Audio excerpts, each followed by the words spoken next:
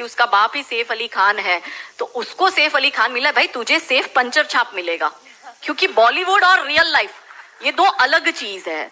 पर हमारी बेटियां ये समझती नहीं। तो 13-14 साल की बच्ची के दिमाग में ये कि अगर प्यार करना है तो मुसलमान से करो, मैं इतिहास में छप जाऊंगी, मेरी तो लव स्टोरी बन जाएगी। फिर वो अलग बात है, वो 35 टुकड़ों में आती है।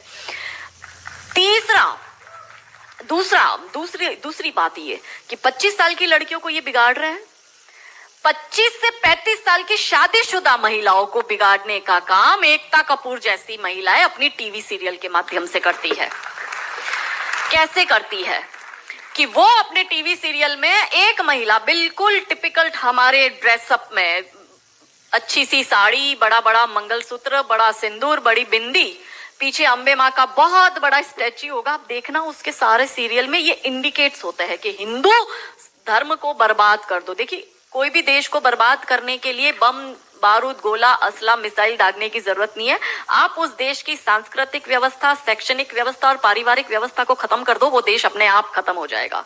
यही षड्यंत्र चल रहा है। तो इस देश में महिलाओं और बेटियों के दिमाग को खराब कर दो, क्योंकि हम परिवार व्यवस्था में समझते हैं तो जो बेटी हमारी आज हमारे घर की बेटी, वो किसी के घर की बहू बनेगी और वो दो परिवारों को जोड़ती है, तो उन परिवारों को बर्बाद करने का षड्यंत्र चल रहा है। तो होता क्या है, दिखाएंगे क्या सीरियल में?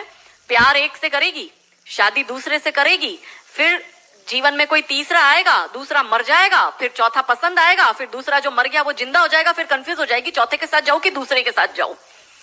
यही दिखाती है वो। क्या सच में यहाँ जो मेरी महिला, मेरी बहनें बैठी है, वो बताओ कि क्या हम हिंदू महिला है 4-4 पुरुषों के साथ संबंध रखती है? बताओ, जोर से बोलो। क्या हमारे परिवारों में ये होता है कि हम एक को पसंद करते हैं, हम दूसरे से शादी करते, फिर हमें तीसरा पसंद आता है, फिर हमारा मर जाता है पति, फिर हमें चौथा अच्छा लगता है और जो मर गया पति वो सडनली जिंदा हो जाता है, फिर हम कंफ्यूज होते हैं हम किसके साथ जाए? क्या हमारी ये वैल्यू है? यही सीरियल हम देखते हैं और हम तालियां बजाते हैं और हम हमारी बेटियों को भी यही टीवी सीरियल दिखाते हैं। और इन सारी टीवी सीरियल में एक ही चीज कॉमन क्या है? जो सास है वो एक नंबर की नालायक, जो ननंद है वो एक नंबर की नालायक, और ये दोनों बहू के खिलाफ प्लानिंग करेगी। तो अब जो वनरेबल बेटी अपनी माँ के साथ वो टीवी सीरियल देख रही है, उसका दिमाग कैसे खराब होता है, उसको पहले से ही, जैसे अनकॉन्शियस माइंड में चीजें कैसे काम करती है, उसको दिमाग में पहले ही बैठ जाएगा कि मेरी सास भी मुझे ऐसी ही मिलेगी। क्यों हमारे हिंदू परिवार टूट रहे? क्यों आजकल हमारी बेटियों को ज्वाइंट फैमिली में रहना पसंद नहीं आता है? उसे शादी के दूसरे दिन अलग होना है। वो पहला फोन अपनी माँ को करेगी और माँ कहती है ज्यादा चिक चिक करे तो तू आ जाना मेरे घर में। हमारे माता पिता ने हमें ये सिखाया था कि तेरी डोली उठ रही है, तू इस घर में वापस तभी आएगी जब तुझे प्यार से आना है, तू तेरी अर्थी वहीं से ही उठेगी, हमें तेरी घर में एंट्री नहीं देंगे। ये हमें बचपन में सिखा दिया गया था। इसलिए आज भी हम जॉइंट फैमिली में रहते हैं, हम ससुराल में रहते हैं। भारतीय सांस्कृतिक व्यवस्था, पारिवारिक व्यवस्था को हमने बनाए रखा है। फिर एकता कपूर क्या करेगी? अनुपमा जैसी सीरियल में, ये एक ऐसी सीरियल है इसमें इतने ब्रेकअप और इतने डिवोर्स दिखा दिए कि इतने तो मुझे लगता है यहाँ जितनी मेरी बहनें और जितने मेरे भाई बैठे, इनके जान पहचान परिवार पूरे खानदान में नहीं हुए होंगे, इतने उस एक सीरियल में दिखाए। अब हमारी बेटी जो वहां जाती है उसको लगता है मेरी ननंद नालायक, मेरी सास नालायक। इसलिए अब देखो सास बहू में निपटी नहीं। पहले कैसे निपटी थी, पहले कैसे रहते थे?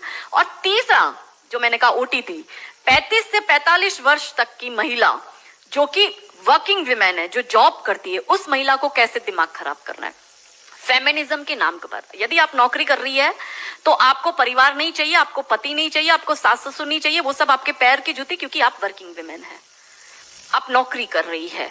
और एक हाथ में दारू का ग्लास, दूसरे हाथ से सिगरेट फूको, अंग्रेजी में बड़ी बड़ी गालियां बको और आप अपने आप को फेमिनिस्ट कहो। क्या ये फेमिनिज्म है? ये फिल्म क्यों नहीं बनाते नायिका देवी पर, दुर्गावती पर, रानी कमलावती पर, रानी चिन्नमा पर, रानी अब्बका पर, रानी लक्ष्मीबाई पर? ये ऐसी फिल्म क्यों बनाते हैं? ये बनाए रानी नायिका देवी पर फिल्म के जिसने मोहम्मद गौरी को नपुंसक बनाकर गुजरात से मार के भगाया था और वो 13 साल तक वापस भारत में नहीं आया था। ये इसलिए नहीं बनाएंगे क्योंकि भारत की बेटी को करीना खान बनाकर उसकी कोख से तैमूर और जहांगीर पैदा करवाने हैं। बहुत बढ़िया, बहुत बढ़िया। ये नहीं चाहते कि हमारे देश की बेटी दुर्गा